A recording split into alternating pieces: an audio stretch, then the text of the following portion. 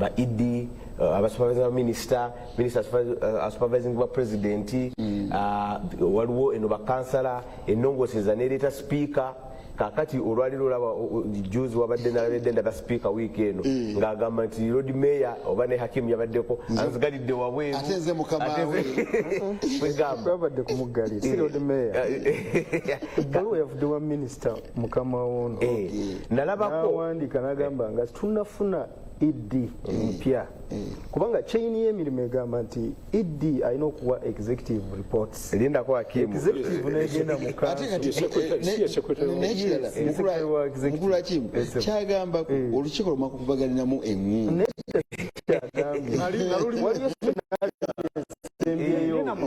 waliyo sonali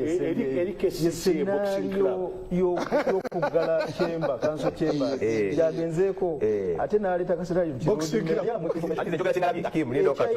kanso n'okugigala baluwa ya minisita owa Kampala Minisita Kabanda n'agamba emirimu gyonna tegiddamu okutambula.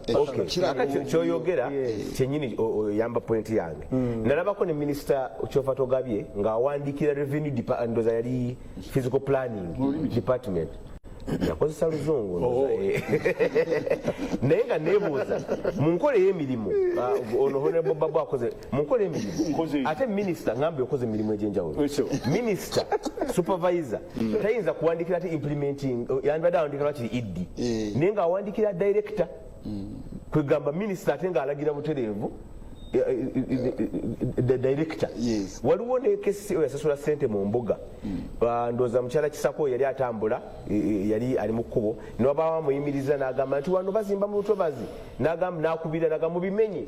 bagenda bimenya nga ate actually oli yafuna ne plan era n'abatwala mu mbuga n'abasasula sente so kwegamba waliwo ekizibu ky'etteeka waliwo ekizibu ky'ebyobufuzi kyekyokubiri ebyobufuzi ejjukira nti nno ne Jennifer gwe bagamba nti yakola nnyo ekyamugobya bagamba nti atatidde NRM ki obululu Jennifer bwe yali ng'akola ng'obutakkaanya bwabwe obumu ne road mayor buli peti nga buli ku igo ani mukulu ani nankulu ani senkulu era nga ku saidi zombi era obutakkaanya obumu bwavanga kulaga ani asinga amaanyi kakati n'oli bwe yajja ng'agamba nze nankulu ono ng'agamba nze road mayor kwegamba oluusi okusika omugwanga kulina ku era tuuka n'obagamba twabagambako mu program nga kyazza mukulu Lukwago ne mugamba mmwe oli muzzukulu wa Nambi mukyala musi muzzukulu wa Nambi minisita wamwe muzzukulu wa Nambi lwaki temugenda Emmengo ne muteesezeeyo nemanya ekyokukola naŋŋamba nti si bye Emmengo teeka lyayita mu palamenti neŋŋuma era jjukira gye byaggwera road mayor bamwimpiikinze kooti ebiyimiriza kiwanuka bamukubye ku ttaka ffenna twabiraba era ku nkomere n'omusaala bagukutte n'abeera wabweru wa office lwa byabufuzi era n'okutuusa olwaliro kakati bw'olaba ebyabaddemu ebyatuuse okubeeramu eŋŋumi lwakuba muganda wange Hakimu yabaddemu actually naye samulabye mu bakuba oba bebakuba nze nali nkiikiridde executive ne John Mary nga bagamba mwetonde tetujja kwetonda tuze kusoma ripooti twetonda ki kwegamba obugundu olunga baani abagamba bali olukiiko lwa speaker ne bakansala bagamba mutwetonde lwaki muluddewo bani abagaana Hakimu ne Sebo era nalaba press conference nalaba mukwano gwange deputy mayor Nyanjula nga yagala bamawulire oluvannyuma n'agamba twetunda tutya Zahara Zahara yani gwe twetondera kwegamba politics naye n'akola ki n'ayingiramu ali peti ekyokusatu leadership bukulembeze obukulembeze tulina obunafu mu bukulembeze obunafu mu luzungu bayita incompetence okuludda ku njiri zombi olw'ebyobufuzi n'olw'ekikugu kandeke ku lw'ekikugu barecruitinga batya ba ED babarecruitinga lwa bukugu bwabwe mukyala Kisaka before ED yakola ki ekyamaanyi kibagamba nti yalina record ey'amaanyi yali ku NRM secretariat ati ngamba yalina record ki mu administration yali ku NRM secretariat okay baba ngambye ekirala nti mukyala mulokole maybe eyo nayo ndowooza y'ensonga enkulu ekyokubiri mwami Luyimbazi ndowooza mulundi gwakubiri ng'agobwa mu public body era ne gye yava yayesembeyo mu UNRA yali yafulumye mugundi kwegamba kakati ne mwami Rusa gwenteekamu ekitiibwa ogamba tina ku 10 ojja kulaba nga bamuwadde nga bwe tutalina gavana ojja kulaba nga n'omwaka guweddeko n'ogwokubiri ng'akyali mu acting position so kakati kyengamba ekyo nti tetuli recruitinga ba administrator tuli recruitinga bakaders kati neeno nekibeerayo kiteezi kabonero bubonero ak'obuvundu obuli mu kibuga wonna ekyamazima Hakimu muganda wange ekibuga nze ndi nkolanira mu kibuga ate ndi mwongera musolo kyensinga okwagala nguudo ntitukula enguudo eziriko amataala naye kakati bwe kibanga ekituufu kimanyi nti muyina ebizibu bya ssente naye kati Kiteezi yajjula myaka ndooza nga 9 emabega ne bagamba nti nnoki naye eyo si incompetence ne bagamba nti tuguze ewalala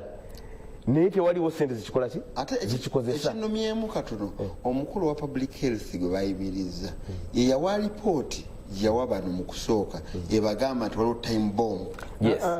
Wayne yakikola ddi mu July akikoze July kati ate ffe nadde ntandika obujjukira bulungi nakugambye nti ffe issue eyo twagikola mu January yakola ffe abatali technical netuuka ekiteezi netulaba ekiriyunga kizibu nnyo netujja netumuyita oyo yennyini netumuwa information kati ekyo kyonna ezo baluwa zolaba eza July abadde atandise okwekavalinga so kakati kyensemba nakyo nti Kiteezi kabonero ako obuvundu incompetence yonna eri mu kibuga kabonero ate nti tusuubira KCCA eri managed by President's Office nga bwe tugambye okubeerayo ey'enjawulo ennyo ku bitongole ebirala byonna ekitongole kyonna kyonna okuba mu tooki KCCA teyinza kubeera kazinga ka mirembe eriyo obuvundu obwetuludde walala wonna teriyo institution yonna mwami Seruga ojjukira twatyanga nnyo Bank of Uganda akakiiko kakatuntu wekakuba mu tooki ojjukira obuvundu wekaafinga so ebizibu ebira ebiri mu ggwanga ebyenguzi ebyokuleeta ab'eŋŋanda waliwo omu ku be bagobi bangambye abadde alina akakundi k'abantu nga 3 ab'eŋŋanda nga basooka okuyisa alina seeka eyiye kakati ebyo ebizibu ebiri mu ggwanga wonna tobiyinza kuwona mu KCCA Kalumba Alifu Sulaiman Salongo w'Ekireka agambye abaagala yeebaza kuteesa kwomwe kwonna munnamateeka muzisi muŋŋambire musaba ffe ab'ebuyikwe South tukulabamu omulamu omunene lwaki tojja naffe lutaasa nayongeddeawo n'ab'ennyendo mukongwe banatera okunsaba lwaka abadde amaze okuteesa nenjagala nkayiseewo n'oyo akawuli mukulu babu kakati gwoga mu biti byonna oli munakibuga munakibuga nnyo munakibuga watambulanga n'ebitabo biwano ng'ova ku ssomero nga bakulaba ng'oyita mu kisenyi nasooka ya primary nasooka nensoma mu Agri Memorial School kumbi n'akayanja nenkomawo nga bakoze city council schools empitirivu nakivubo settlement ne bagikola awo nensomerawo from primary 4 up to 7 twakolanga primary 6 by the way exam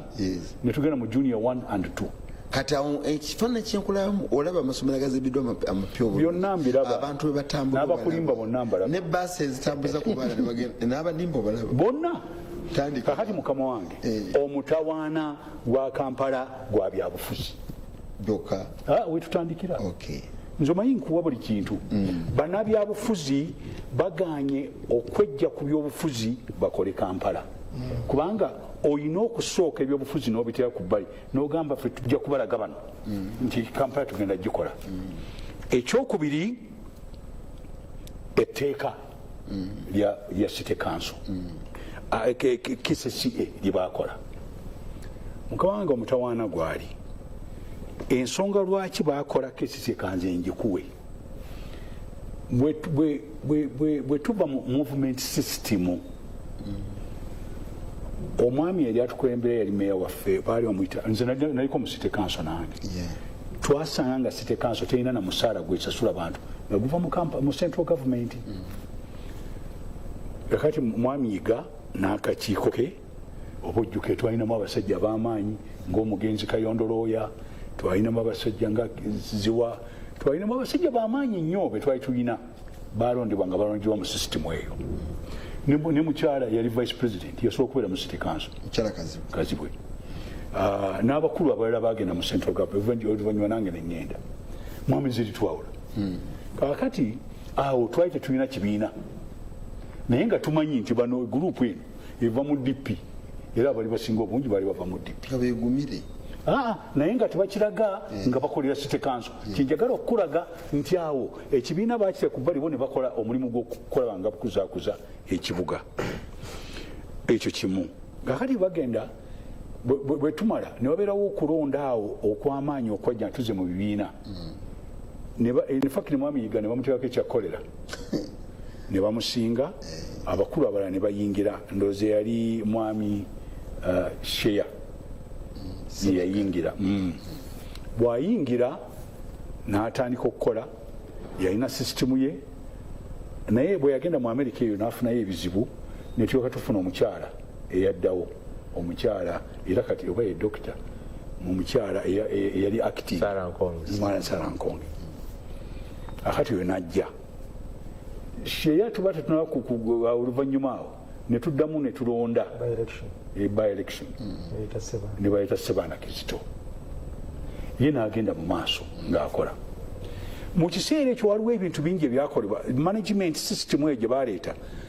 ne ba privatizing obutale ne ba privatizing ebintu ebitali ng'obuyigo mu tawuni ne babeerawo abafuna contracts ebyemmere ne babeerawo abafuna contracts abantu ne batandika okuyomba nti babasise babaleega akatale ke Nakasero akatale ke butale bonna ne paaki yadde bivaamu okuva ne batandika okubeerawo ebikonde by'amaanyi kakati awo ne kijja kituuka wekikoma ndowooza awo ne baddamu wetugenda okumalira ne batunda ne plots ezimu mu tawuni waliwo nga library eyali awo awali Arua Park ne bagitunda City Council nze omanyi soogera bantu naye ng'abantu abo asinga obungi baalimu kaakati mukama wange ne tujja kakati ng'akatale baga nti bakaprivatizinze sente zimu ne zigenda mu City Council naye ke basooka okuprivatizinga bakansalaaz abaali bali mu kimugundi oli mu kanso twasangamu obupapula bw'essente zebasumuludde empya zebagabanira awo mu City Council wennyini awo bazigabana obupapula ne babwerabira n'obufaananyi ne babukuba kaakati ebyo ne bijja bireeta okuyomba kw'amaanyi nnyo mu gundi omwo bwe kuleeta okuyomba oluvannyuma abantu ne batandika tukole tutya bannabyabufuzi bayingidde mu bizinesi za City Council era ne bakyogeraku kati waliwo example ye Kenya Nairobi yafuuka commission ne wabeerawo e Johannesburg yafuuka commission abo ne bagenda ne bagikebera ne bakomawo akati awo ne bajjoka bajja ne bagaa nti Kampala nga bwe kiri ekibuga ky'eggwanga bakifuule authority kireme kubeera na council eyabannabyabufuzi owulya sebo pulira aha ne bakola etteeka ne ligenda mu paalamenti ne wabeerawo akakuukuulu akadduka ne kagenda mu paalamenti etteeka liri baali bakoze ne balyongeramu amendment nti council esigalewo simanyi mpulira kyeŋŋamba akati lyetteeka lyali nti City Council, Kampala, ekitongole kya Kampala City Council kisigale wansi wa Parliament ya Uganda si wansi wa Council kati Parliament ne executive baba bakola butereevu ne City Council ne budget yazo eyisiwe mu Parliament kati olukiiko lwa City Council lwoluveewo bo babeere ne kino nga kigenda bwekiyita mu baminisita ne balipotinga mu Parliament era omugenzi Sebaggala baba baggulawo ekitundu bayitayongayo aya n'atuula mu mmotoka ne President Museveni mu mutto ogw'emabega nga batambula bwe yavaayo n'atugamba wano abamawulire n'atugamba ye yawulereza ekya Kampala obutava mu mikono gy'abantu nga gavumenti bwe badde tegese kaakati eyo ebbomu eyasooka omuguwa ne gutandika emistake eyo yali bweti either obeera na authority oba nosigala ne council nze bimbi sina mutawaana nabyo naye bw'obeera ne authority ng'ate parliament yeeyisa ne budget ate government nayo nereeta budget ate ne city council erina sente zivayo ate ne basooka bazitwala mu government yawakati ne bazigatta ku budget ekyo nekirira te okuleeta omuki omuguwa tuli fenna kati tuli ku tteeka kakati mukama wange ono w'amateeka njagala kumusaba either tukkirize tufune council yokka nga eri authority ekigambo kivuddewo nga bano abali mu authority wonna bali wansi waki wa council oba tusigale ne authority ng'eri wansi wa parliament ya Uganda yeba ebeera oversight yebeerabirira city council kubanga capital city nga Washington DC bweri Washington DC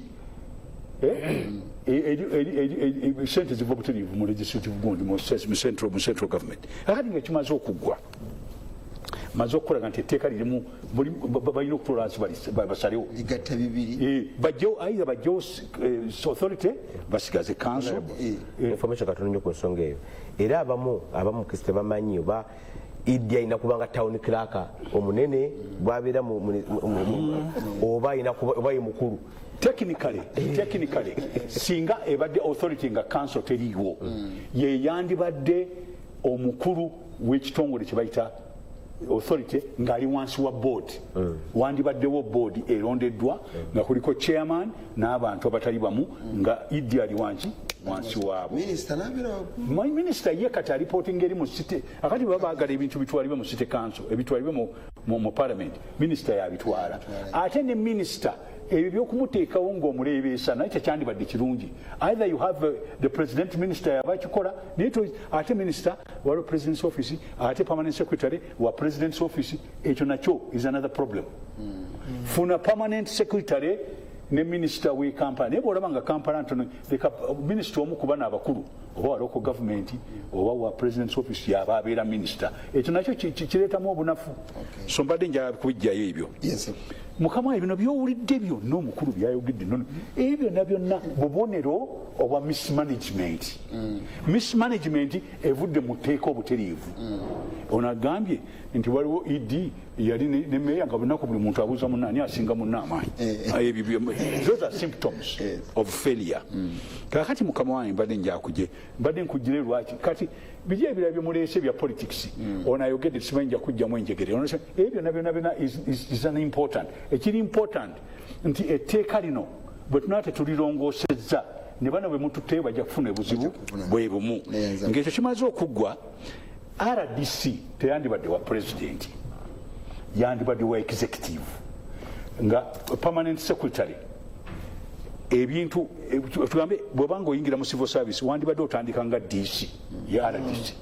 naye kati DC bakifuna nti kya president which is not right DC yandibadde representing executive arm of government especially on finance n'okulondoola gavumenti byeyagala bikolebwe mu kitundu ekyo so ekyo nakyo nti president mumusizza nnyo wansi aze mu micromanagement kyenva mugamba nti president ali mu micromanagement RDC ayagala reporting wa president owa bodaboda ayagala president owakatale ayagala president buli muntu ayagala president kakati singa bano babadde bakola emirimu gyabwe eyo ttiimu gyeŋŋamba tusooke tutereezeza etteeka gundi DC oba RDC waali oyo alipotinga buteriivu wa minister ne finance netegeera nti sente bazikozesa buki bulungi parliament ebuuziza minister nti sente ziri ze mwatugamba ezekiteezi twetaaga mmeka tugambe nga bali direct bebakola budget ya city council bwebanga si kyekyo council bagizeewo meya ne council ye babeera oversight yaki yekibuga ekyo mbadde njagala nkigire ddala bulungi njala tugende ku kino mukama wange bino byonna byemwogera ezijoku zammwe wayogedde ekyamata noyogera n'ekyensowera netwogera nekyakolera oyo politics bya busiru byonna ononsonyiwa babyogera byonna bya busiru twagala tulongoose ekibuga mwe muli mu jokes eno si joke obulamu bw'abantu buli mu matiga kiteezi by the way singa mbadde ndi muna Kenya oba mu Ngereza ne bagamba nti ebisasiro byaswazizza abantu b'e Uganda. Ani aswala? Si pulezidenti yasookerwako okuswala. Kakati bwe muba nga muli awo nga muli simanyi njegere simanyi, don't waste my time. Tunoonye ebigenza ebyonoonese tubitereeze. Mukama wange wano waliwo abajja wano mu 2010 mu 10 mu 12 mu 14 abazze okutuyamba okuleeta ebintu ebisobola okumalayo ebisasiro ebyo. Abaleeta incinerators, abaleeta ebyamasanyalaze, abaleeta ebyokukola briquettes, ebichako, manure, byonna bajja wano. Babagobye ababalimu byonna bannabyabufuzi be babiremesa.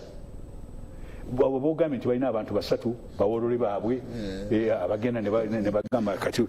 okimanyi nti omu ku bano omanyi nti ku bano abakulu abasite kanso ofisi yali agitute Serena nga gyamalira bizinesi nga gyakolera kimanyiddwa buli muntu yali akyogera kimanyiddwa bulungi. Akati bino ebyettaka no byabadde ayogera nti bayiwa ne baleka bayiwako ettaka. That's called dumping. It's not feeling. Feeling kwe kusima ekinnya nga ffe betusima mu kyalo n'osuulamu manure emanye n'osuulamu ebintu ne bifuuka manure. Eyo ye feeling. Naye bino oyiwa ku ttaka n'oyiwako ettaka waggulu n'oyiwa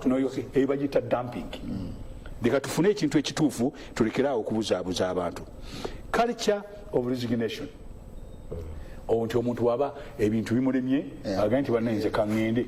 ne baba bamusonzeemu lugalo. Waliwo omusajja omu yali minisita wa defense e Bungereza. Waliwo helicopter gavumenti ze yagula ne mubeeramu okukyusa okugabana ssente. Minisita lwe bakyogera lwe yaresigninga. Tuli fenna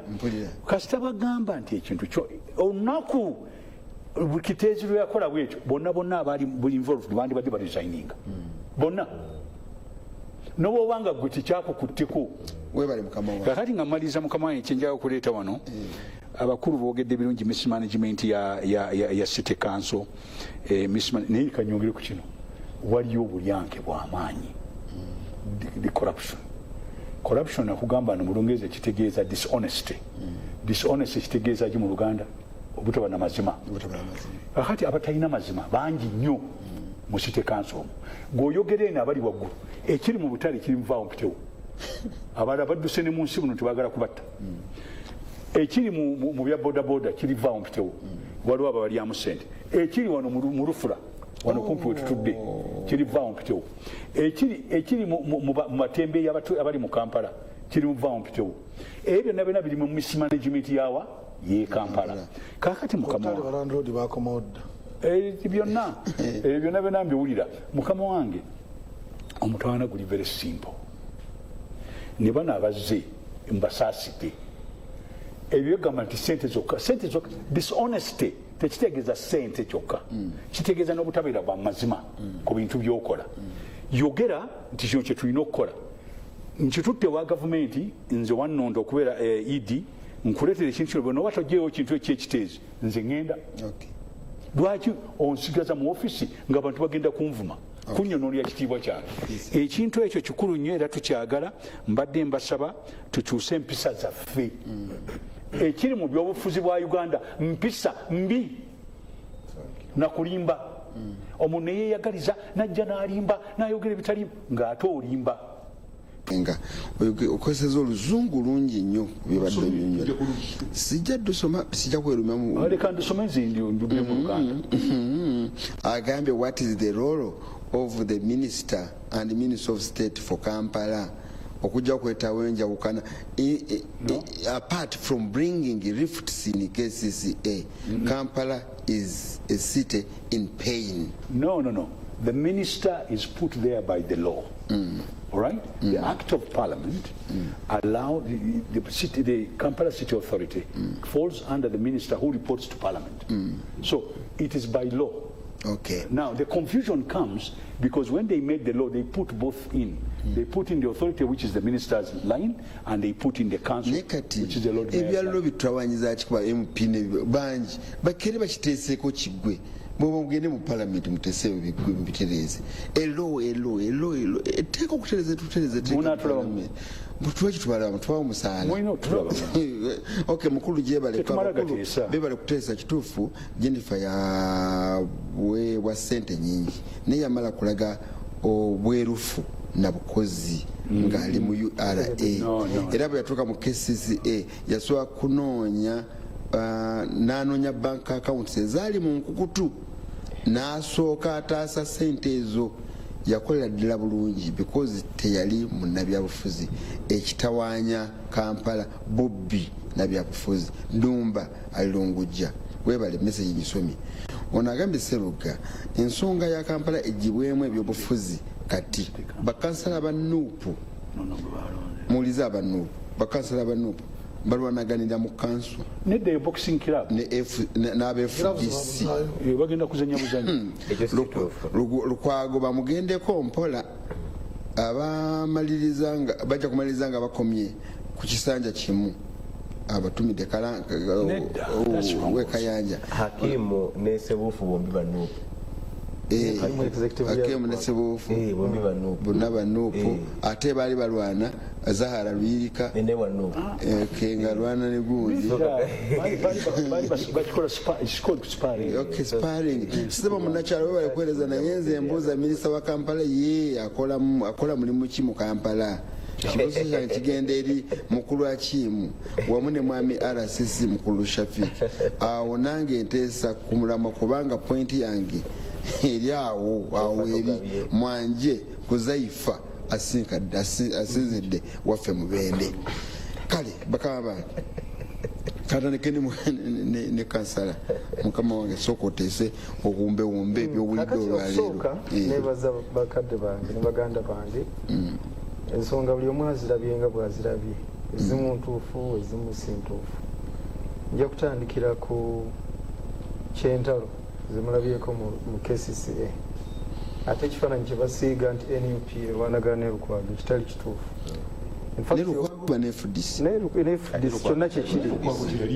kyonna kyekiri naye abantu balina okubaako bye batunuulira kanti kano kabeere kiriya bw'olaba olutalo nga Zahara alwana ne Lord Mayor Speaker alwana ne Lord Mayor balina histole waabwe era mu histole waabwe muli histole owa Zahara okukulembera okuimpikinga Lord Mayor jukira Zahara yali kuba kansala abaimpikinga Lord Mayor mu 2011 was it 2013 era bannakampala olw'okuba bali bakola politics waabwe mu 2016 Zahara tebaamuza n'agwa NUP bwezze mu 2021 nemukomyawo kati oyo politics owababiri ng'ono alina akakuku kwoli tetwagala ate bamuyingize mu bibiina byaffe ng'ekibiina kapiteni yagambye ezo ntalo zaabwe z'abaana naye nga ekifaananyi ekinene kiri ku kiki ekiganye Kampala kapiteni Babu akyogedde kiri ku tteeka kiri ku appointments omuntu abantu batunulira muntu mulala niba batunulira President Museveni appointments zino zetwogerako yazireeta President Museveni yakola appointments za ED ne deputy we President Museveni yakola appointments za ba directors 10 President Museveni yakola appointments za ba RCC kati babaleteddeko ne ba deputy tulina RCC assistant RCC deputy RCC kati ba RCC mu Kampala tugenda kuza 15 okitegeera President Museveni ne mu butala agendayo yateekayo bakayongo kati kayongo bamufubutulayo n'adduka n'agenda okitegeera ensonga zino zonna President Museveni ya appointing authority wa KMP wa DPC n'abalala bonna kyenjagala okugamba nti President Museveni akosa divide and rule era kyekizibu kubanga dividinze power centers buli muntu alowooza alina amaanyi kansala abazungu baali batufuga baakaleetaako mwami Babu oba senior Babu bw'ayogera ku President Museveni olw'emyaka egyo aba kikugiddeyo bulungi nti tayagala kibuga kitambule ayagala okuteekawo divide and rule kwegamba ate President Museveni consumer wa intelligence amanya nti Shafiki ajja kumbulira wano gundi ambulira yabeera teyeekakasa ebbanga lyonna abeera akola ki abeera atya n'olwensonga eyo njagala kumaliriza nga ngamba bannakampala temuluzinga main objective council Musisi main objective yaffe ey'okutereeza eggwanga tutunuulira President Museveni yalina omupiira era yaguleeta mu Kampala buno bwonna obutalo bwe mulaba obujja muno ono simanya kansala we NPR alwanye ne gundi abamu tebamanyi bakola tebamanyi naye kati ani alina okukkiriza budget evaawa palamenti yetuwa budget okiwulira tosobola kukola byabufuzi mu Kampala tosobola kukola byabufuzi mu Kampala tosobola manya kukola mirimu mu Kampala nga tulina budget enguudo kilomita emu eri ku kati bagiterezezaamu eri ku 7 billion. What? 1 kilometer of roads 7 billion. 7 billion is bw'obanga olina kilomita 2,110 ng'olina eziri ziri 610 okyalina balance wammeka weetaaga sente mmeka okukola enguudo sebukanga zoyagala okutambulirako nga ebinnya tebikola ki kilomita ziri mmeka ez'enguudo zonna za kolas 2,110 eziri ku kolas 610 zonna ewamu Kampala ina kilomita 2,210 witaga sente mmeka okukola balance ono ani akuwa budgeti okitegeera atuuba kati ne payments kati nakyo kankikuwulira siniya babu okimanyi nti ne payment esembayo obutono okusasula agabakyayi clearance tulina gifuna Minister of Finance tetukyalina buyinza kinakugambye tetukyalina buyinza kati accounting officer idi omunenyakinga ne ka clearance ate nga ne idi naye baali bagamba nti kyali ateeseteese ali anoonya bwa pulezidenti ngagamba kava kuwe sagala kubimanya byonna nze mbimanyi sagala kubimanya naye nebuuza ne ka clearance akatono akasembayo akakyayi ne ka clearance akasembayo akatono akakyayi oyagala ministry PPSST aba clearinga nga nebaza bannakampala mwenna abatyuninze nze banzaala Lwengo district oliwe Lwengo era bwe mpulidde kanso musisi endaba asituka nempulira sinya bobu simanyi oba yagala kukomawo ndowooza nange kaŋŋende nze nasigala kwogera nabimuli nange kaneegatte ku kanso musisi ono tugende mu palamenti ogenda Lwengo ŋŋenda Lwengo Bukoto South era njagala okubalamusaako ani yesimbyewa bonna ate mu ngeri enjawulo okkiriza neebaze kanso musisi oyo kubanga omuntu asobola okukyaza pulezidenti wange Kyagulanyi n'amugabula n'ekijjulo tabeera wa bulijjo kati bwe mulaba nga atuddeko nange mpulira ku ssanya so webale kukyaza kakati njozeyoze naye mukoddomi wange nange mukwatako na wano okay mukama wange tumalirize muli mu busosoze nga tumalirize mu kitiibwa deputy RCC wa Central neyanziza nnyo nange neyanze njagala kumaliriza nga ngamba abantu nti KCCA yeetaaga kya omuzungu kyayita division of labor buli muntu aconcentratinge mu area ye walina obukugu awamusindikiddwa nga tewali kulingiriza byani ali waggulu oba ali wansi fena tufiitinge buli omu mu kifo kye neyanziza nnyo mukama omukulu wange era menta wange aŋŋambye nti authority aginnyonnyodde KCCA yetegeere nti akagambo ke bajongerako authority bali bateekamu ba stakeholders baki bayingizamu balala nti no gwe divide and rule yiyo taata akwera school fees nesi yakwatira omutwe mu kirasi so authority tuddire ensonga eri egi zirabadde n'entalo mu wino mu kikuubo ekikuubo nga omukulu Luyimbaza awandiise ebbaluwa ataddeko entali muki empya intalimu empya gye bataddeko ate KCCA nga authority erina enforcement erina buli kiki ate neegiwa bubi muntu mu ngalo nti gwegenda nkukkiriza okole ki ogenda oggyeko abakola ki abaliko nga poliisi weeri RCC waali buli omu akola ki kati oba osindise muntu mu vita of course alina interest ye era n'omuntu oyo ajja naye mulungi oba mutuufu oba waliwo obwetaavu kulw'abantu bebagamba muki mu kikuubo naye really gwe lwaki tozze n'osoma kiwandiiko kyo nga ffe tukola ti ekiwandiiko kino kivudde wa pulezidenti kigamba ABCD covid mwenna muggaleyo pulezidenti yasize ki kati n'olaba nti waliwo loopholes ze bakola nga zigenda kuleeta buzibu eyo ensonga eri emu kati contracts committee ekizibu kya KCCA bawa emirimu abantu oba bayingizaamu abantu bakola emirimu nga ne contract signing kati eyo emisaala gye babasasula gikola ki givaawa nabugaba eri ku bisaaniiko ate olwobundo bw'ebisaaniiko obuki obulala bo balina emmoloka mmeka bano bayingizaamu era bazze eggulo nga basanyufu nnyo abakasasiro kati ebyo byolaba abeera kati sente ogenda okulaba nga sente bambi zino ezabeera tebazikoze eki myezi 6 era ffe tukabirira minisita wa Kampala emisala gy'abano abaana abawejjere bano gibeere nga gikola ki gitunulwamu because yabasinkana ensonga ya PDM ogiraba omukulembeze ogitongoza yagamba this is money for the vulnerable omuntu omwejjere omuntu omuki omutwe household tasuza 10 meka 5 ekyo kintu kiba kikulu nnyo kakati ensonga endala gyendaba enkulu ensonga endala gyendala bekolaba selling services for money okubeera nti tugenze mu mbeera yakasasiro okuba nti atuumiddwa awantu ne bagamba tuweeyo emitwalo 5 egyamaki depositing egyamafuta tukole ki buli wobeera mu ofiisi mukulu Serugga neweerabira gy'ovudde nze mukulu Babu ya mentali nga nantegeeza nti okuddayo okusoma kintu kiki kikulu ekitegeeza yali ambuulira nti amazzi agannyogoga obadde onaaba kati waliwo hiitaazi mu nnyumba sisigiri akukyusa oteko switch yo kati ne akayakola ki kati onyiga yajja kati nyiga kati such things abantu ati baby appreciating naye olina okubanga ojjukira buli kintu kyonna KCCA erekera okuseringa services zaayo zibeere nga ziri free kubanga abantu balina ennyonta abantu bazikoze eki bazirindiridde ensonga endala full of orders obuyinza order feno gye tuli mu structure mwenkola ki mwendi my line minister is Madam Miriam Balanda kyangamba nti ABCD oba ne speech ya president gyakoze amega sure ati buli kusimu y'omuntu agidepositingako upon president wadde ayogera wano yakusonze ku nsonga ki atasobodde kugiraba era naawe obeerenga ku meeri ogikola ki ogirina omuwulize w'omukozi omulungi ogenda naki niyo supervisor wange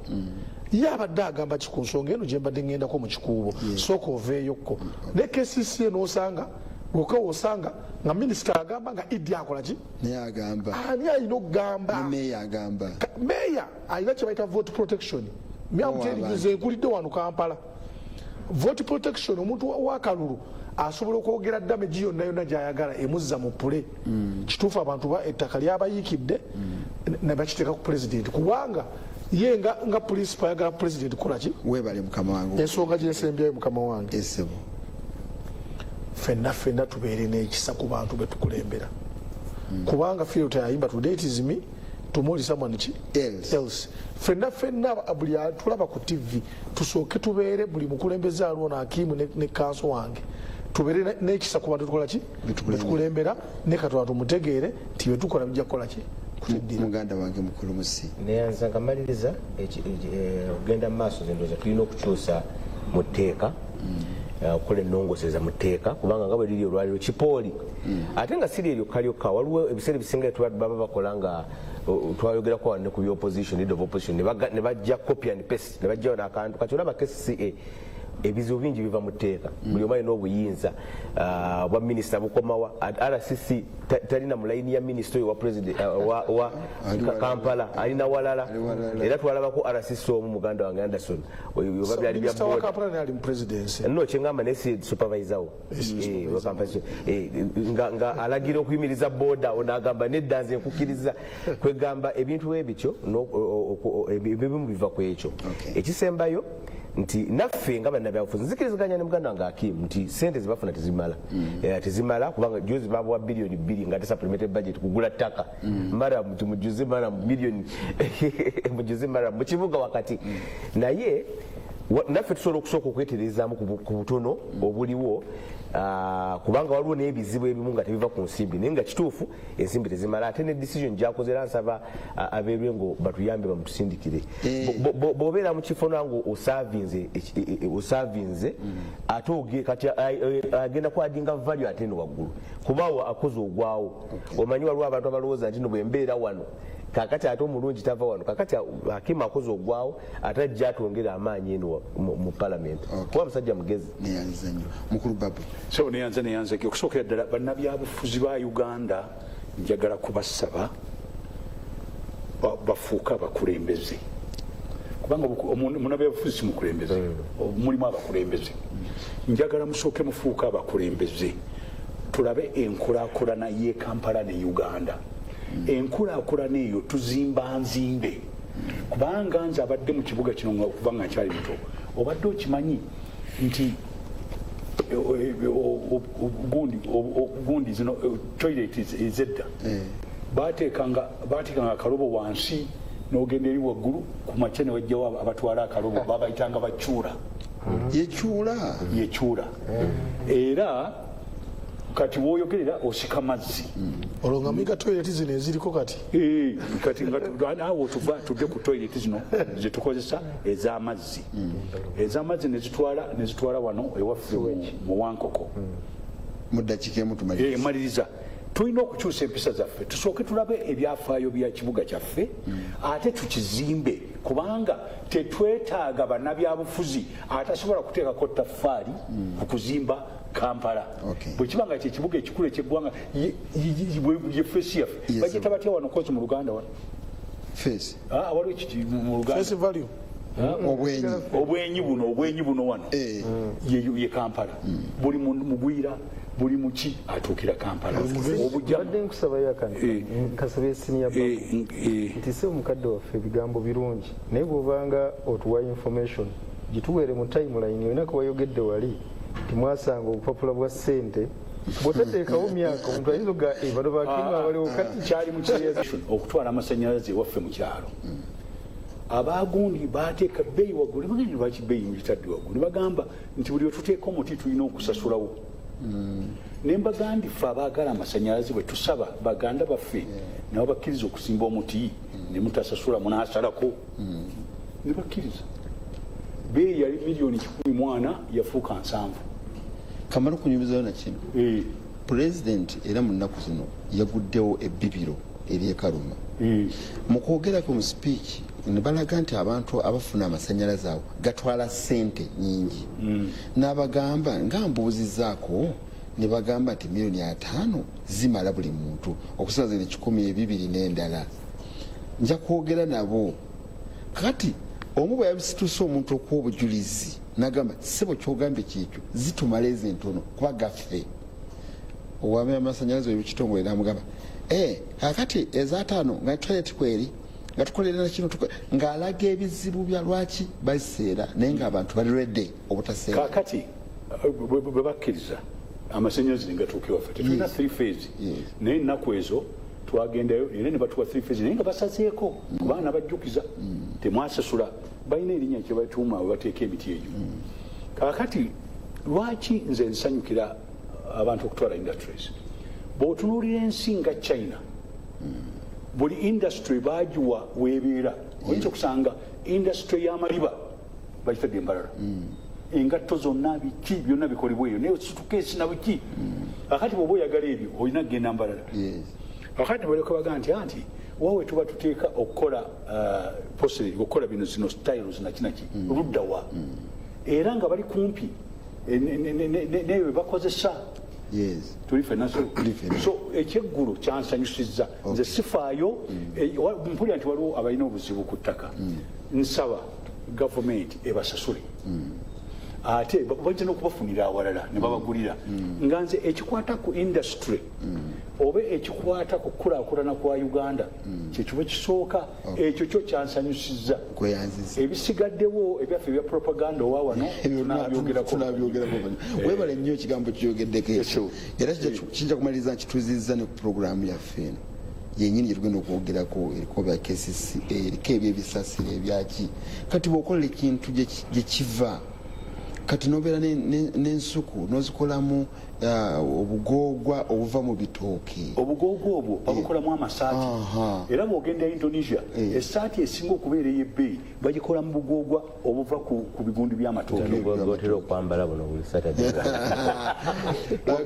nkwaniriza muganda wange omukoddomi wange okwambala ku mikolo omukulu George Musi ow'ebulindo ate ndi munakyaggoza kamala omugamba omanyi bano batusosola ffe abato kakade muganzi nagaana okwogera n'ebimuli n'enkoko n'embuzi njagala nzije twogere ffenna abatuwuliriza era abatulaba mbalamusizaako nnyo ssebo omukoddomi wange nakyalo nsanyusa okulaba abakulu bendirabo wano honorable babu kansala akim ne RCC nzikiriza twebaza katonda okusooka otukuuma naye ssebo ebintu byogeddeko ebibiri mpaka dakiika abantu abo kusaasira ab'eŋŋanda kansole kere ku mwami ona pito ekisooka asaavinze nga munnamawulire nga munnabyabufuzi n'agenda mu bizinesi gy'abadde mu Nile breweries nga kaliyayo ennungi ddala nze ndowooza okuggyako twasinkanako ku showeti naye ate bwe namulabako akakwata akange maama w'abaana mukyala we yasooka maama w'abaana be ababiri yali mulamuzi yafa ekibi omwaka ogwedde nali mumanyi omulamuzi Margaret Anyu kati bwe twasinkana mu church netwogerera ddala entinda nga tusabira Margaret n'Onapito kati Onapito bwe yali mu palamenti yali ne General Mugisha muntu oyo palamenti eri nga tuvudde mu kwenda kwa 96 ndowooza bagezaako okuleeta ekiteeso ekigamba nti baminisita senga president akulonda nga minisita ekifo kye kyoba MP okiveeko kati newabawo munnamateeka wabawo munnamateeka omu bamwita Mike aboneka muganda wange nandagira ntwale omusango mukiikirire mu kkooti etaputasemateeka nga era omusango gwe gyeguli tegunawulirwa nga tusaba naffe kintu ekiragirwe ne munoonyereyo Napito n'atuwa n'obujulizi bwe tuyita affidavit so ddibu ddene ate okufa okwamangu ennyo nsaasira abaana be bambi naddala babalekeddwa nga tebalina muzadde waliwo abaafiirwa maama lasitiya kati bafiiriddwa taata tubasaasira era ndowooza ddibu ddene nnyo Napito ndowooza abadde asobola okulaga nti osobola okukola public service n'osigala nga toliko nziru nga bwe tuwaanawo ne Babu wano mu kiseera ye tumuwaane ngaakyali omukulu njala kumwebaza onzikiza njogereko olungereza ndoze mu Luganda Onapito Okomoleti was an absolute gentleman an officer and a gentleman omusajja abadde alina ekitiibwa yeteekamu kati bw'olaba omuntu ng'oyo byetwagala abakulembeze ebiro ebintu ebisatu gundi byeyayogera mukwano gwekwanyu okusooka abadde alina yasoma abadde alina amaanyi agakola ebintu ekyokusatu abadde musajja w'amazima in fact nsaba abantu bonna ekitabo kye kyali saawandiise tukisome kubanga ogyeko ekyokuba omuntu omujjuvu ng'ate kyawagira akiwagira mu byobufuzi nga wagira NRM awagira pulezidenti naye nga ayogera ensonga weeri ekyokubiri okusaasira famire ya deputy president waffe honorable Joel Mugisha na NUP twafiiriddwako empagi Luwaga nga bwe mukimanyi nti eri abakituteekako nti NUP kibiina ky'Abaganda kakati Joel y'omu ku babadde bagezaako okusimba emirandira era emikolo gyonna gye tubadde tukoze nga tumwerekera kuva ku Lwokuna kiraze amaanyi g'abadde alina wabadde oyogera Hakim gye yava Joel yaliko mu NRM gyeri yakulyako ne Women's League ye NRM mu Western eyo kwegamba naye bwe yesimbawo emirundi ng'esatu ng'agwa mu kalulu naye eri abantu abalowooza nti oba toli mukulembeze alondeddwa nti tosobola kukusaavinga abalowooza nti omukulembeze olina kuba nga olise mu kalulu kokka Joel abadde akidemystifyinze ekyo era naye yafudde mangu kubanga yalwala wiiki nga 3 bwe yagenda mu koma teyakomawo era twamuziisa ejja emitooma era nenjagala okusaasira ekibiina kyange kubanga eryo ddibu ddene nnyo naddala mu kifo nga Western Uganda gye tugezaako okusimba emirandira n'okukinyikiza tukwaniza nnyo program ate omukulu olwakuba twamukyaza luli omukulu ono bwemujjukira ekipapajjo ekyava ku kanisita bwe twali ebulindo omukulu pulezidenti wa NUP gye yali ava ewamwamusi nedda ate nga ffe tuli banfiifiiwu poliisi nedda poliisi ndowooza emanyidde ennaku zino emikolo egya thanksgiving abenarema bakola nnyo thanksgiving waliwo yali ebukeddeya endala nebeera West Nile endala ebushenyi kati mu kiwandiiko kyayo negamba nti babadde n'omukolo thanksgiving ekitali kituufu tewaliwo mukolo oli yali azze ku bugenyi obwekyama era ne buggwa bulungi ne babulabisa poliisi kwegamba nekola effujjo lyayo mu mbeera ya bulijjo ne mu kuziika nebojjo lye yatukozeeko effujjo ku lwokuna bwe yatuganye okugenda bwe twali tulina okubeera naye ebyondo embeera gye tuyitiramu. Shafiq Ali Nsubuga wali deputy RDC oba RC we Nasana ne bakujjayo oli ku State Square wano mu Kampala ali gyava Uchali Nasana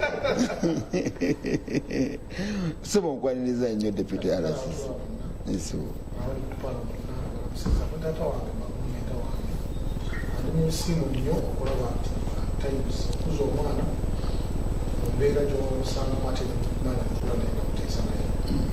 ekitiibwa nakyenagageza mukama katonda amakya amalungi eri bwe yatulaba erinnya n'eddoboozi kisobokiaali deputy RCC Kampala Central Division andi mwesiimu nnyo omwana obubulivu naye njala kusooka kusaasira ku balwadde nti kifaaka Allah tusaba katonda abasuuse ate babi n'abafiiriddwa omusiraamu agamba inna lillahi wa inna ilaihi raji'un twavairiye era tulina okukakabirwe mukolaki okudda ku mbeera zonna eziri mu ggwanga ndi mwesiimu okuba nti nolina tokeni atlist gyebeera mu braketi yange kula eggwanga lyaffe kuba egi yange n'ebintu byetuyiseemu amiina amiina ekirala abateesa bano nabo bayozaayoza muganda ngaoyo muleezi mikwano gwange mugaa nti ebitwawula biki bitono biri birowoozo neggwanga tuliteeseze ebintu ebigenda muki maaso kwaba abayonta mu byo sekendi ate buli wotulaba banakufolowinga kati ojja ne personal value zo osobola okudisiridibwa muki singa tuba kapitaini babu tebatukwatako osanga twali batisaaza tukolaki basali zonna zetwayimirako mu kiseri gwembeera kigamba abantu wallahi zaali zamukulu yes amiina aye naffe kenyininyini abakola bino bitukola ebyamawulire ku mpewo kuno kankyogere mu lwatu nti oba oyigidde ku ggwe mukulu babu nakwa space n'omubuuza ebibuuzo n'omuyigirako twayigirako sebo nkwebaza nnyo nawe tukwebaza ebigambo ebyogeddwa mu kutandika puroguramu kakasa tubina engeri gye bitugasizaamu ffenna atulina byetugiyemu tudde ku mulamwa gwaffe muganda wange Hakimu Kiza Saula ndi mweraliikirivu nti bw'oyogera ku kibuga Kampala kiringa oguyofu Alhaji Hakimu Alhaji munsinze olina okukateekako Alhaji Hakimu bin Kiza kuva na Kampala n'okubasaasira olwa ebyo ebiri mu kibuga Kampala twogera ku kukyusa kw'obukulembeze naye ate waliwo n'ebizibu ebivuddeko ekyo omuli okubumbuluka kwa kasasiro ekiteezi kwogeddwako nnyo mu mawulire era buli munnakampala ne bannayuganda bonna updates n'ebigenda mu maaso babigoberera bulungi naye ate era mu kibuga Kampala mu kiseera kyekimu eky'abantu abali ekiteezi mumubadde n'ennema okusengula abantu ng'abeerubigi ekisinga okwewuunyisa nti ebifo ebifaanana bwe bityo bibeeramu abantu abali vulnerable abantu aba bulijjo waliwo sitole yankwatako ennyo ng'omukyala bamugoba mu lubigi mu wiikisi 3 n'adduka nadda ekiteezi yali yazimbayo akazigo ke akajjamu ssente n'agobamu abapangisa nadda ekiteezi kati ate mu wiiki gye yaddiramu ekiteezi ate kasasiro yabumbuluka omukyala oyo n'afa nekubukedde kuno nalabanga mumwogerako nnyo n'afiira mu kasasiro kale olabira ddala okunyigiriza kw'abantu okususse mwaka guli nali mu ministry ya physical planning ne engineering batulwanagana na nguudo enguudo nezifuuka enguudo najja nkubukedde kuno nga twogera ku nguudo omwaka oguzeeko twogera ku kusengula abantu mu nnema ate mu kiseera kyekimu n'okwogera ku kiteezi nga KCCA eremereddwa okumanaginga facility eyo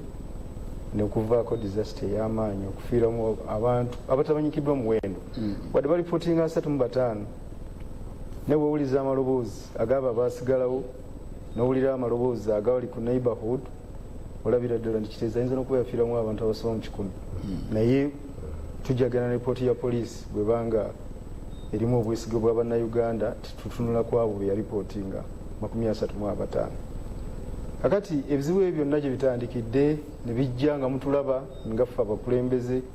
nze ndi ku executive ne road mayor tudduse ekiteezi okulaba nga tufuna rescue ng'ogyeko bali abaali bafudde ate tulwanirire okutaasa okulala okulaba nti sizoni gye tugendamu ey'enkuba tetusanga nga tujjuzza akasasiro mu kibuga Kampala kubanga nakyasobola okuvaako disaster esobola tutwala ffenna. Abantu bagayalirira nnyo ebintu ebifaanana bwe bityo naye twakava mu covid ate ye yasalako nsi yonna naye kakati wano mu Uganda abajjukira emabega emyaka nga 12 twalina obuzibu bwa kolera era abantu ne bafa bangi mu kibuga Kampala. So tudduse ekiteezi tugenze enkumba ku landfill ya Ntebe municipality ne Katabi town council eyo nayo ne batufutulayo nga twakayiwayo ennaku 2 tuzambadde tudduse eddundu gye twagulayo eka 136 nga tukulembeddwa road mayor eyabatuuze ate abamu bannamawulire bannamu ne batufuutulayo ne bakulembera ne bakuma omuliro diteri kesise kujja kuyiwa eno kasasiro kikwewunyisa naye ng'ettaka lyaffe. Okay, kati tukiriza kakati eyo yonna gye tuzze tuva ne tutuuka ku kiriwo kati naye ndowooza okubadde ebadde outcry yaffe naddala ffe nga executive ne bakulembeze bannaffe mu kibuga Kampala nti ubaawo ekintu ekifaananako bwe kityo omuntu alina obuvunaanyizibwa ku bantu betusuubira nti bandibanga basibukako ensonga eyo atunulemu ate ndowooza kiri ku mateeka tulina munnamateeka Council George Musisi ayinza otubuulira public service standing orders zoogera ku batya omuntu nga batandise omunoonyerezaako kyekiddako action kyeddako ndowooza otuulako ebbali ne bakunoonyerezaako bulungi ate mu nsi ziri ezitusinzeeko omuntu yennyini talinda nakumugamba ye yennyini astepinga down nakkiriza process ekoleki eddeko. Kakati olwokuba tisikalica yaffe wano mu Uganda abakulu basigadde bagenda kubanga ffe tuzze tukuba enduulu twogera ku ssente zibadde ziweebwayo 4.1 billion shillings buli financial year. Abantu bawulira 4.1 billion shillings balowooza twogera ku financial year eno oba ewedde yokka. Ezo ssente ziweebwayo okumala emyaka egisoba mu 10. 4.1 billion shillings ndowooza ze miliyoni 4,000 mu 10 si bwe kiri buli mwaka. Kakati bwe twatandika okukuba enduulu eyo yasinzira ku ripooti yatuweebwa Department ya Public Health abadde ekulirwa Dr. Okero Ayen Daniel omu ku bagobeddwa najja n'agamba nti mpangisa bulldozer buli lunaku 2.6 million one bulldozer n'agamba nti mpangisa excavator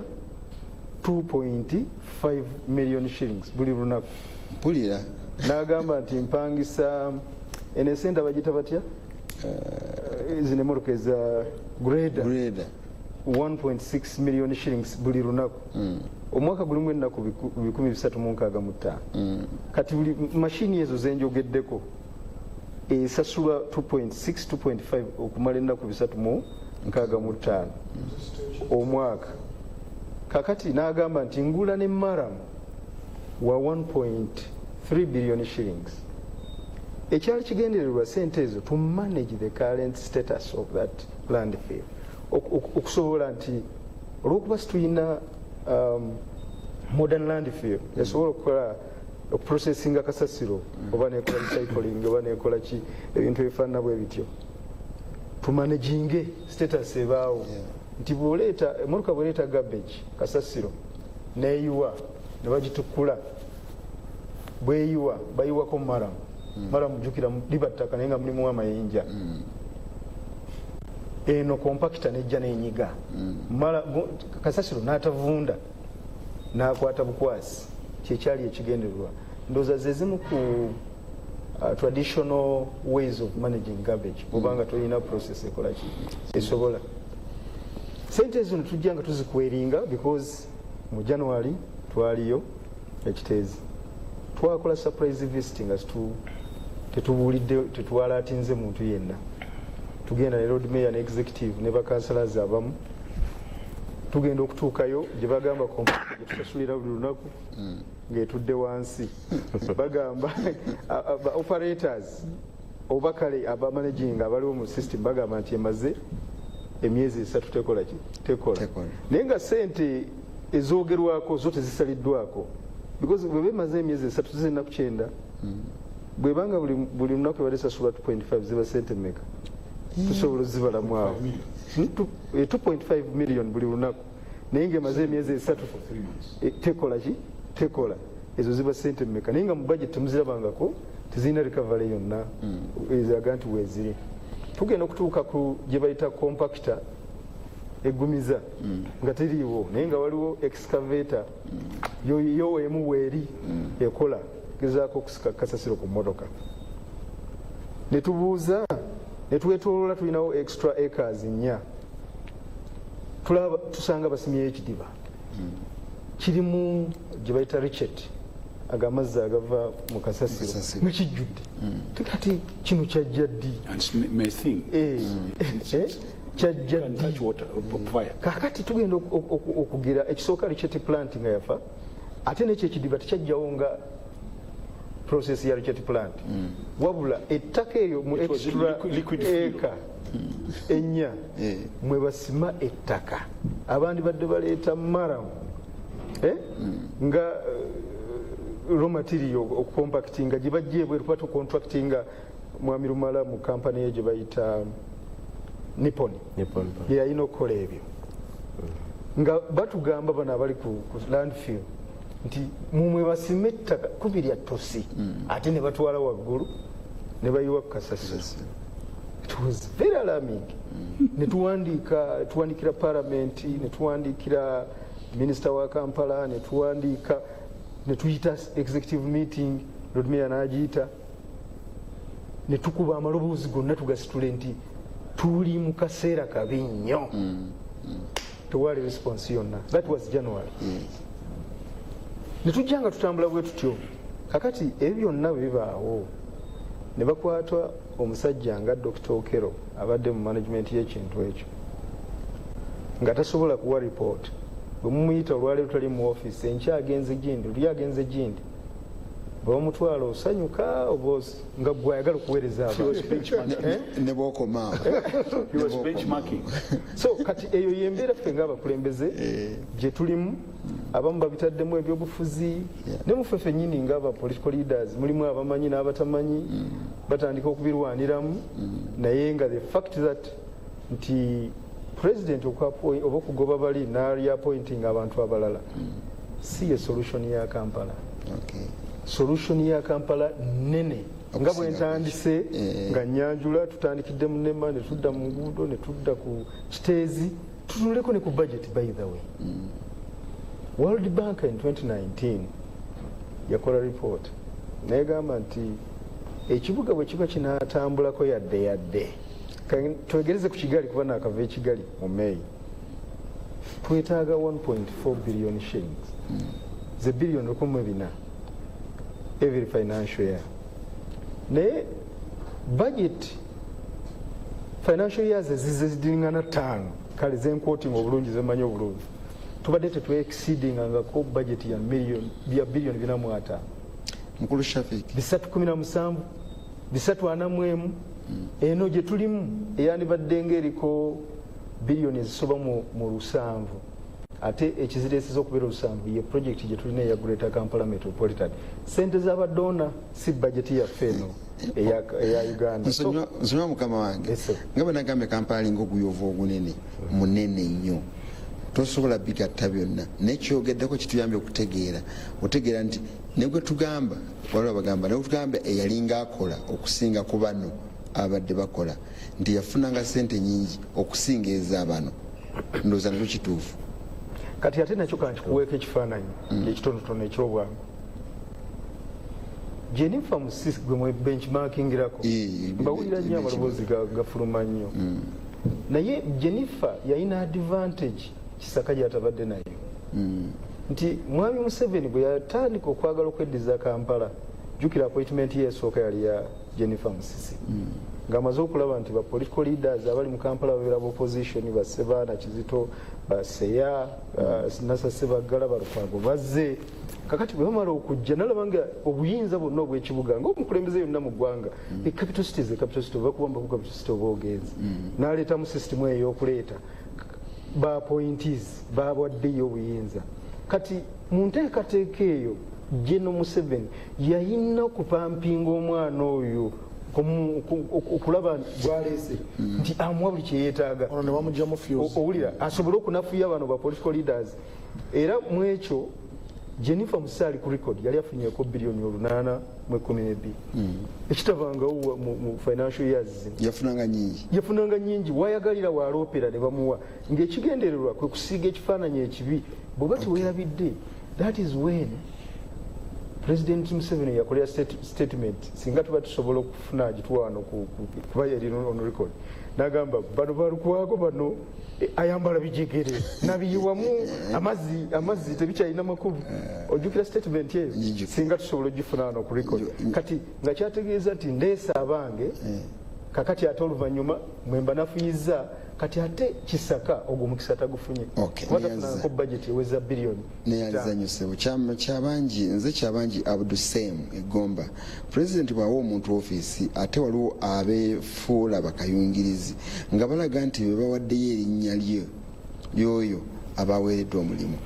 bwagaana okukola ebyakayungirizi nga bakulemesa okulaba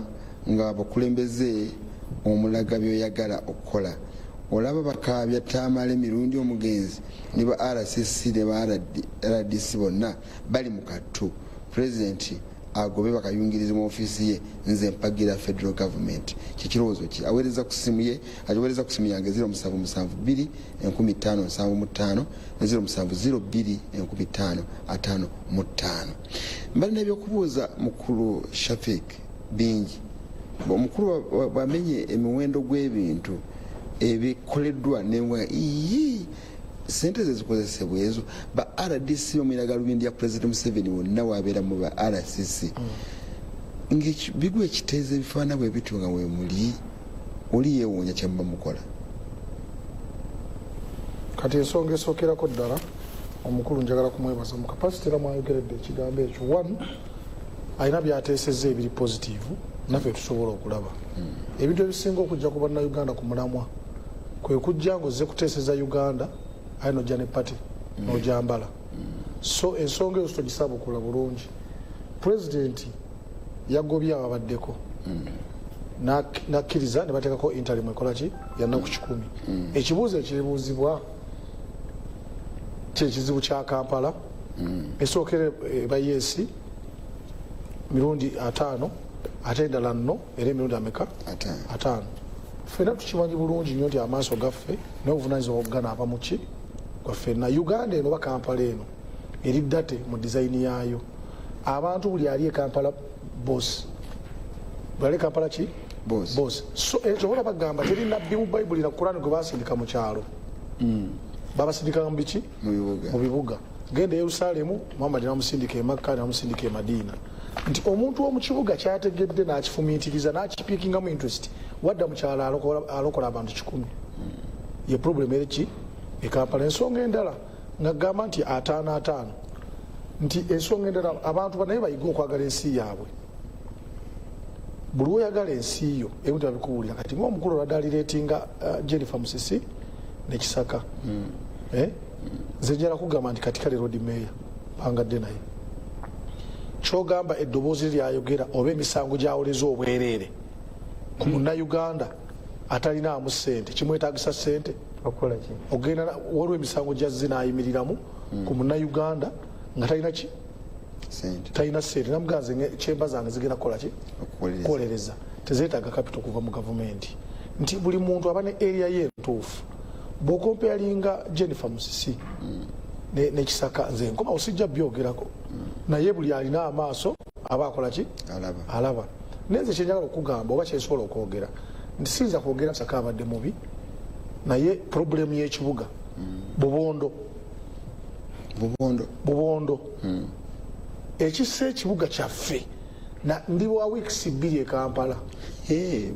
mufumujja naye sirabanga Kampala Central sirabangayo bubondo buli mu kibuga nga wano nti osobola okukwata omuntu mu ngalo bwoti TV nizikubeekeera bakutte Kapitaani Babu muki toli awe yakujja neye toli awe yakukikyagenda kukola ne bakujaji na there and then bw'oba okola ng'okolera gavumenti kati nga KCC wano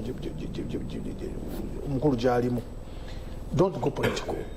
ebintu bya politics birekere baani ate nagendayo ntya ngamba kati nga omukulu waffe agenzi Kisaka kati abadde azanya politics ate nga eri temuzanyisa ki politics nze nga RCC nina ekintu kyenyiza okusiima okwogerako nga kumpi wano sikiyisaawo nga nagenda practically nenkijjawo n'omukono gwange ogwaki ogwa ddyo naye nga wenkyogerera wano mba sikoze kimala nakuweereza president kiwala ki kimala ekirala kukeepinga in your lane abantu bava ku luguudo olubatwala ono n'abeera RDC n'abeera DISO n'abeera PISO n'abeera GISO KCCA okuva ku minisita mpaka kwali sembayo waki waggulu tusaba busabi babeere ne follow up ku bintu ebirina okukolebwa buli omu mu doketi ye ne kati baaluzinga laavu wabadde nti waliwo tiimu minisita o tiimu Kisaka kati that can't work oba tiimu Lukwago tiimu RCC that mu service delivery dokita omulimu gwe guba mu theatre kulongoosa mulwadde gwe bakoze eki tebasobola kubuuza nti wa DP oba wanuupu kati bwe buweereza buno tukola ki bwe tulimu nze nina ebintu bingi nnyo nze okupita ku TV wano nesitogera ku myoga nesitogera ku nguudo zikoleddwa nesitogera ku PDM mba ndyaza amanya Fountain of Honor naye ate nakyo kikulu nnyo okutuusa ebirowoozo byaffe kwaba abatulina mu trust ne batuteeka muki ne bamanya miizaani nti onasobola okubukako ne kino kuba ebintu ebikoleddwa biba bya recording oluguudo naawe olulaba kati ne wano osobola okupimira minzaani nti ideology y'ono omukulu ono agenda kwogera ku kino ku lwaki so ensonga za kukwatagana nze nsaba Kampala mwenna buli andaba nze nazze kuwabulwa kolera bantu nakukwatagana bonna abali mu tiimu gundi nze ndi tiimu Fountain of Honor kuba nze protecting interest za president nga omukulu ampa omuki omulimu gavumenti yaffe yonna kyegenda okukola bwe kiba nti kwogerera pate waliwo NRM bajja kujja bakole ki kati RDC kyekikusiibya ku TV ng'ogamba NRM oyi gwe genda ogambe president ayagala ki nze ndi mbwa ya mugagga wangi shuka mata ngakola ki ngokukamata madongo mbwa nganda oba bibe otadisa tegede kale kugira kekuma tumalirize mukulu kakati ensonga endala network ene empya ebezze yagalagana omuntu wasula si wazuukuka bw'ozuuka wetaaga kaswaki wetaaga okunabako mu maaso wetaaga buli kimu nze I believe nti bano bapointinze wano enebeere sigino ku ali RCC omulala minisita kansala akansala political vote n'abalala bonna abali appointed nti president ayagala kintu kiriki straight the fact is waliwo okwebakira ku muki ku mulimu naye nga ensonga eyasinga okuleeta ekyo twas coordination and cooperation bintu biwandiikibwa osanga omukulu ono ng'awandiikidde minisita nga it is true yamukola ki minisita naye oluusi n'awandiika ebbaluwa nga alina bakola ki baalagira naye kati webijjamu nti nze sijja kikola naye Kisaka naye bambi nakola ki n'alagira kati ensonga ya Kampala leero tebaddamu ne bakulimba long or short kukwatagana niyanza mukama wange omuntu yebuuza etteeka lyajja mu parliament Kampala nefuuka authority neva mu bya KCC bye yalimu etteeka lyajja kutereeza naye omuntu bwakiraba teryatabula butabuzi ebintu ne byonooneka okusinga we byali nga terina bakujja oyina KCCA authority eyina bakulembeze balonde beba director nga mu company nga gyendimu ya New Vision bakubeko kalulu balina obuyinza balina meya oyina minister babiri in fact sinoomu ayina obuyinza obwa president ne cabinet, oyina RCC nayina obuyinza obwa cabinet. Emyasiro tegiyitidde obungi egiyenda okubuza embwa mu Kampala.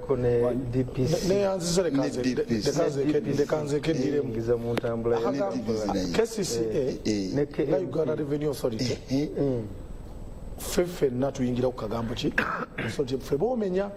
RCC teyandingidde mu KCCA ayingira ku kagambo ki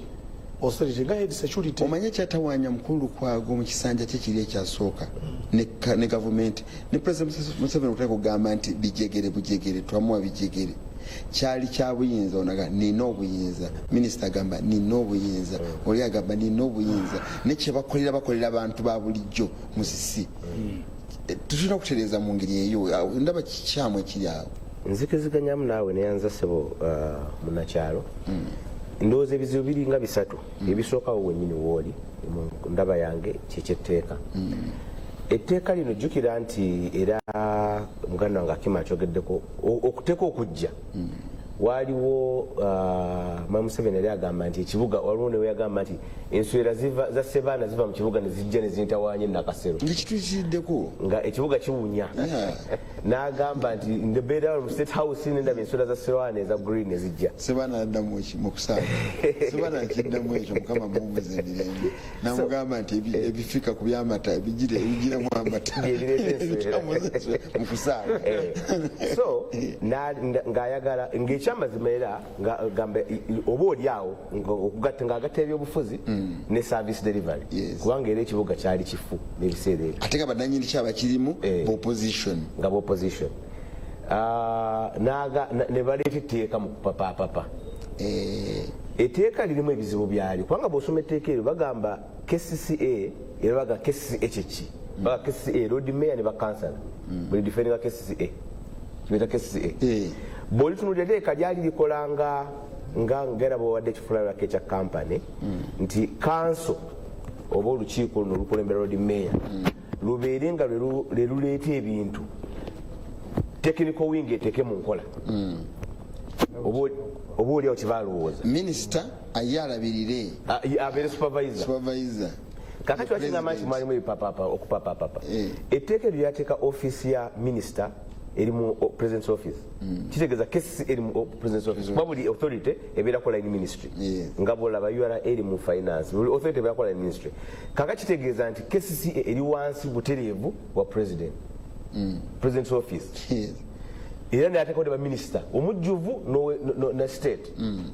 basupervising KCCA oluvannyuma ne bateekamu n'ennongoosereza nga bali mu president's office abaminisita abasupervisinga president asupervisinga abaminisita be. Kaakati nekijja kireeta mukyala Jennifer Musi iddi yasooka ye ndowooza olw'okuba era nga Hakim bw'agambye nti kuba yaweebwa ekyanya license n'omusala gwe yagunegotiatinga ne bastaff n'aleeta ababe nawe bwekyanya okukolera naye n'akitegeera nti bampadde kola era kyova olaba nga n'entalo ezimu yalwana nga gamba nze nankulu ndoza yakola ne kanivo nga aliko emmotoka yataddeko enamba nti nankulu ekyo kyonna kyoyogera kiri mu constitution y'eggwanga. Article 5 egamba there shall be a capital city of Uganda. Think Article 5. But it shall be administered by KCCA on behalf of the